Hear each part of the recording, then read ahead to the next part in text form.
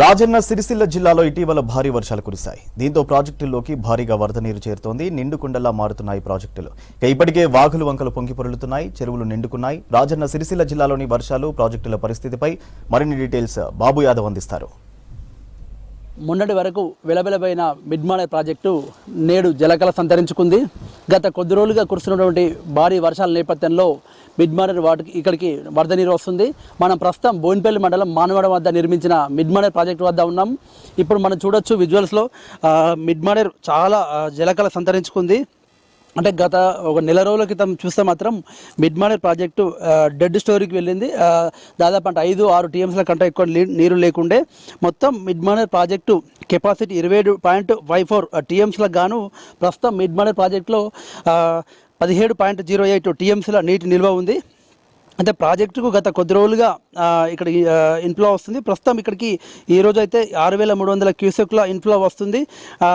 గత నెల 27వ తేదీ నుండి శ్రీపాద ఎల్లంపల్లి ప్రాజెక్టు నుండి నందిమేడారం గాయత్రి పంపవదుల మీదుగా వరద కాలువ ద్వారా మిడ్మానేర్ నీటికి ఇక్కడికి లిఫ్ట్ చేస్తున్నారు. అయితే గత 11 రోజులుగా రోజుకు ఒక టీఎంసీ చొప్పున ఇక్కడికి మిడ్మానేర్ అయితే ఇక్కడికి తరలిస్తున్నారు.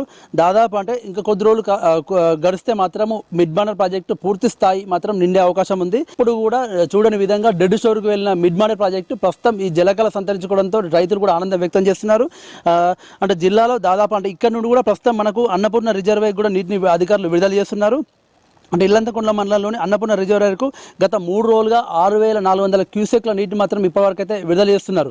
అంటే మొత్తము ప్రాజెక్టు మాత్రం ఇంకా పూర్తి స్థాయి నిండితే ఇక్కడికి ఉన్నటువంటి కరీంనగర్ లోయర్ మేనర్ డ్యామ్కి ఇక్కడ నీటిని విడుదల చేయనున్నారు. కాకపోతే ప్రస్తుతానికి 17 టీఎంసీలు మాత్రం ఇక్కడ ప్రాజెక్ట్ నిండింది.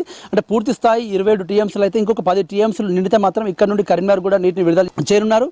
అంటే దాదాపు ఓవరాల్గా ఈ మనం మిడ్మానేర్ ప్రాజెక్టు ఇట్లా ఉంటే మనకు జిల్లా వ్యాప్తంగా కూడా అక్కడ మనము కోనరావుపేట మండలంలోని నిమ్మపల్లి ప్రాజెక్టులో కూడా అక్కడ ఎగువన కురుస్తున్న వర్షాలకు మన దాదాపు అక్కడ నిమ్మపల్లి ప్రాజెక్టు కూడా అక్కడ నిండిపోయింది. అక్కడి నుండి కూడా మనకు వేములవాడ మూలవాగు మీదుగా ఇక్కడికి మిడ్మానేర్ కూడా వచ్చి నీరు చేరుతుంది. అటు పోతే మనకు గంభీరావుపేట మండలంలోని అప్పర్ మేనర్ వద్ద కూడా కొంత ఈ ఇటీవల కురిసిన వర్షాలకు కూడెల్లి వాగుల నుండి కూడా కొంతవరకు మాత్రమే వరద నీరు చేరింది. మొత్తానికి అంటే ఇది అంటే మిడ్మానేర్ ఇన్ని రోజుల తర్వాత చాలా రోజుల తర్వాత ఇక్కడికి మిడ్మానేర్కు నీరు వచ్చి చేరడంతో ఇటు రైతులు ఆనందం వ్యక్తం చేస్తున్నారు. అతి కొద్ది రోజుల్లోనే మిడ్మానేర్ ప్రాజెక్ట్ మాత్రం పూర్తిస్థాయిలో అధికారులు నింపన్నారు. కెమెరా పర్సన్ వాసుతో Babu Yadav, V6 news, Mid Manair project నుండి.